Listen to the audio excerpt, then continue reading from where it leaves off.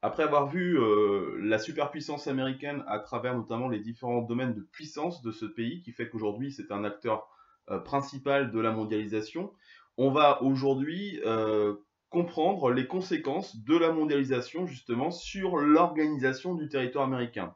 Et on verra que ce territoire est en train de muter, de se transformer, parce que la mondialisation n'a pas que des effets positifs sur le territoire américain. Alors la mondialisation, c'est le fait que les espaces aujourd'hui terrestres sont de plus en plus rapprochés, que les hommes à travers le monde se déplacent de plus en plus, de plus en plus vite, et aujourd'hui les produits aussi circulent très rapidement.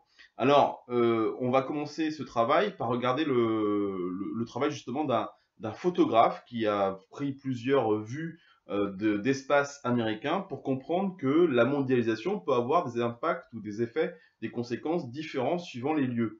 Alors, si on regarde le travail donc de ce photographe qui s'appelle Andrew Moore, on a deux photographies. Alors, la première photographie est une friche industrielle, une usine un petit peu à l'abandon, un ancien centre industriel puissant, notamment ici de Détroit, hein, qui était la ville Motor City, donc la ville qui avait fait sa fortune sur la production automobile.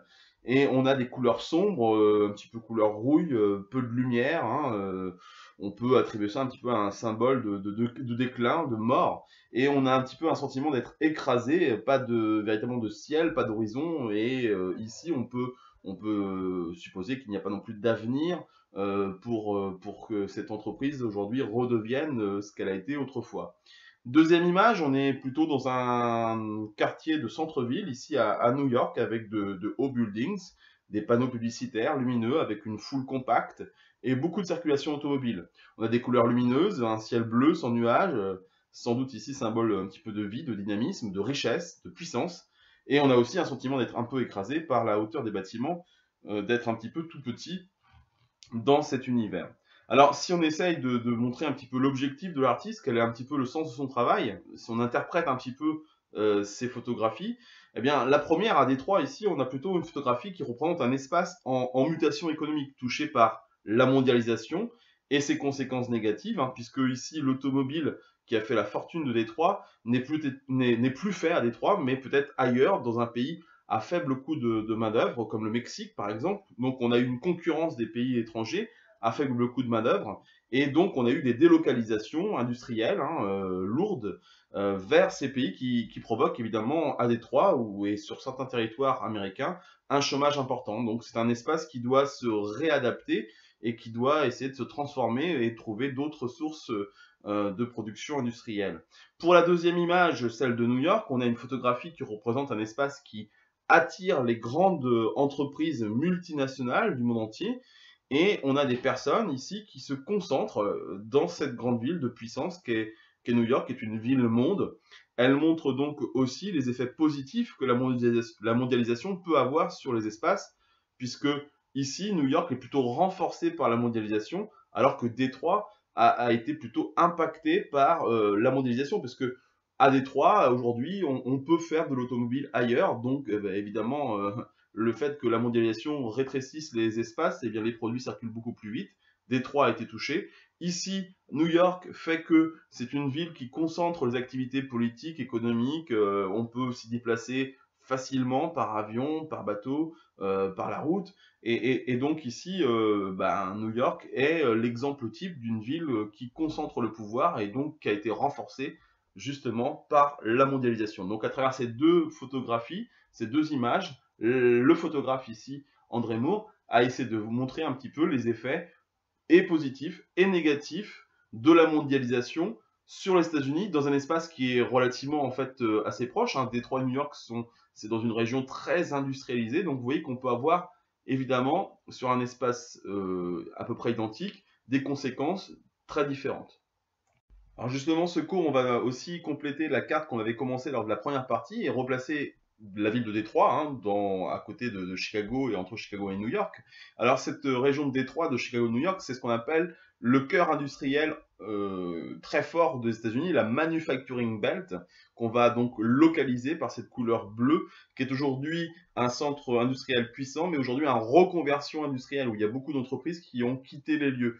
Et on a eu donc des déplacements de population, des migrations de population, que l'on va donc faire à travers une petite flèche, où on voit que beaucoup d'Américains ont quitté cette région de la manufacturing belt, notamment la région de Chicago-Détroit, puisqu'on a eu beaucoup de chômage pour des régions où on avait de l'industrie nouvelle qui s'est créée, notamment vers le sud et l'ouest du pays.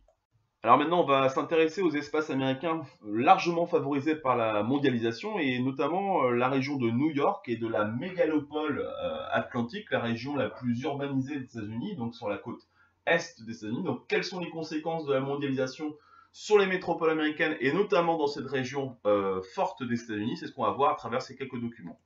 Ainsi, New York est la ville importante de cette région très peuplée et très urbanisée des États-Unis, au nord-est, qui est la mégalopolis. Alors la mégalopolis, c'est la vaste région urbaine, donc regroupant d'importantes métropoles, qui est un pôle de commandement majeur de la mondialisation, puisqu'on a des villes qui concentrent la puissance économique, industrielle, financière, bancaire, boursière. Et donc, c'est une région qui vraiment aujourd'hui est au cœur des États-Unis et donc au cœur du monde. Ainsi, cette région très peuplée, on va la localiser par un ovale rouge pour la présence de cette mégalopole. Et donc, on va la placer ensuite sur la carte entre Boston, New York, Philadelphie et Washington. Alors, dans cette mégalopole, on va retrouver donc des grandes villes qui sont des villes hubs, c'est-à-dire des zones urbaines qui concentrent des flux importants de transport, tels que l'aérien, le maritime, et qui est un peu une plateforme de redistribution des produits et des personnes. Donc on parle de villes hub parce qu'on a de très grands aéroports, par exemple, ou de très grands ports dans cette région. Donc des villes comme Los Angeles, Chicago ou New York sont des villes qui sont très importantes au niveau de la mondialisation et qui comptent au niveau du pays qu'est les États-Unis. Ces villes sont véritablement des portes d'entrée commerciales, migratoires et financières des États-Unis et qui sont en contact avec le monde entier.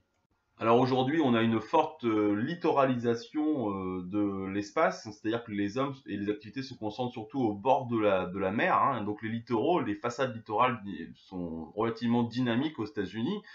Et on peut mettre en synthèse que ici, les façades maritimes américaines sont transformées par la mondialisation. Les activités qui se concentrent, notamment par exemple en Californie ou dans la région de la mégalopole, sont très importantes. Elles sont ouvertes sur le reste du monde grâce à des ports bien reliés aux partenaires des États-Unis que sont l'Europe ou l'Asie de l'Est, l'Asie Pacifique. Elles sont reliées aussi entre elles et elles restent et au reste du territoire par un réseau de communication très développé. Donc ces façades littorales, interfaces maritimes très développées, c'est surtout la côte est dans la région de la mégalopole, la région du sud, Floride, Texas, et évidemment la côte ouest avec la Californie, donc avec notamment le port de Los Angeles. Donc, en résumé, si on s'intéresse un petit peu aux espaces qui sont renforcés par la mondialisation aux États-Unis, on peut dire que les métropoles américaines, les principales grandes villes américaines, sont ouvertes sur le monde, car elles sont reliées à lui par de nombreux aéroports et ports de taille vraiment très importante. Les métropoles américaines possèdent beaucoup de pouvoir, elles commandent le pays et elles ont aussi un poids important sur le reste du monde. Dans le domaine politique, on sait par exemple que New York, c'est le centre et le siège de l'Organisation des Nations Unies. C'est aussi un lieu très important au niveau financier avec la bourse de Wall Street. Et c'est un lieu, New York, très important au niveau des domaines économiques avec beaucoup d'entreprises qui ont leur bureau dans cette ville. D'entreprises aussi mondiales, pas qu'américaines. Le territoire donc des métropoles américaines est marqué par la mondialisation. Les paysages de centre-ville en sont un petit peu un symbole, notamment de leur fameux gratte-ciel dans le centre des affaires. Néanmoins, toutes les grandes villes américaines n'ont pas forcément eu un avantage positif par la mondialisation. Si on a en mémoire l'exemple de Détroit, il y a beaucoup d'espaces qui ont été abandonnés ou qui ont été transformés à la suite de fermetures d'usines parce que certaines usines ont préféré quitter les États-Unis pour localiser leur activité industrielle ailleurs, puisque la mondialisation le permet. On a des temps de transport qui sont aujourd'hui très courts, et on profite de salaires très bas qui se trouvent donc ailleurs dans le monde, notamment dans les pays relativement pauvres.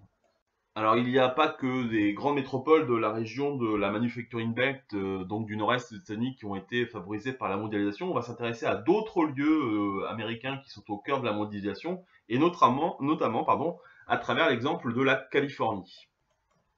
Alors, cette région américaine qui se situe donc à l'ouest du territoire est aujourd'hui le premier État américain en termes de richesse. Elle serait d'ailleurs la sixième puissance économique mondiale si la Californie était aujourd'hui indépendante. Donc, elle concentre beaucoup d'activités industrielles, notamment aussi des centres de recherche et de développement. Elle a de très grandes universités et un très grand parc de haute technologie, notamment à travers la Silicon Valley, qui se situe donc à San Francisco. Donc beaucoup d'entreprises dans l'informatique, telles que Yahoo, Google, Facebook, sont nées dans cette région. C'est un espace très attractif qui attire de nombreux talents venus du monde entier. Hein. Plus de la moitié des entreprises de la Silicon Valley, justement à San Francisco, sont détenues par des entrepreneurs d'origine étrangère. Donc on a un flux migratoire très important des régions américaines, notamment du nord-est, vers cette région ensoleillée de l'ouest américain. Et on a aujourd'hui une forte densité de population, même si il y a quand même quelques contraintes, notamment au niveau climatique, puisque c'est une région très très sèche des États-Unis. Donc c'est une région, la Californie, qui possède des villes de rang mondial, notamment à travers l'exemple de Los Angeles et San Francisco, qui aussi a une frontière dynamique avec le pays voisin qui est le Mexique. Et on a aussi d'importants ports et aéroports, notamment Los Angeles, San Francisco, qui permet à cette Californie d'être connectée avec l'ensemble du monde. Alors la Californie fait partie de ce qu'on appelle l'espace de la Sun Belt, de la ceinture ensoleillée, un espace attractif au cœur de la mondialisation. Donc ce sont des espaces aujourd'hui qui sont en plein dynamisme par rapport à l'ancien centre industriel du nord-est des États-Unis. Et ces espaces, comme la Californie, mais aussi la région du Texas, de la Floride, donc toute cette ceinture sud du territoire américain, c'est ce qu'on appelle la ceinture donc ensoleillée, la Sun Belt, qui se trouve aujourd'hui au cœur aujourd'hui de la mondialisation aussi, et un espace très très développé aux États-Unis. Alors les espaces aussi aux États-Unis qui possèdent un contact terrestre avec les pays voisins que sont le Canada et le Mexique sont très développés, puisqu'aujourd'hui le Canada, les États-Unis et le Mexique sont dans ce qu'on appelle une organisation qui s'appelle l'ALENA, c'est-à-dire qu'entre ces trois pays, il n'y a pas de frais de taxes, de douane, et donc les produits circulent librement, uniquement les produits et non pas les personnes. Donc ces espaces frontaliers, notamment au sud de la Californie ou au nord de la mégalopole américaine, sont très développés au niveau industriel, et il y a de très grands contacts au niveau des échanges. Ainsi, les États-Unis, qui est aujourd'hui un des États les plus puissants du monde au niveau industriel et économique, attire de nombreuses personnes pour pouvoir venir y trouver fortune, pour pouvoir vivre. Donc on a de forts flux d'immigration vers cet espace qui aujourd'hui est un espace fort de la mondialisation, un espace qui attire des populations venues notamment des pays ou des territoires relativement pauvres. Donc on a un flux migratoire très important, notamment de l'Amérique du Sud, notamment donc des populations hispaniques qui parlent comme langue maternelle l'espagnol, donc des Mexicains par exemple. Et puis on a sur la façade ouest américaine des populations venues d'Asie qui tentent de trouver un refuge aux États-Unis et trouver une meilleure situation économique que dans les territoires qu'ils ont quittés.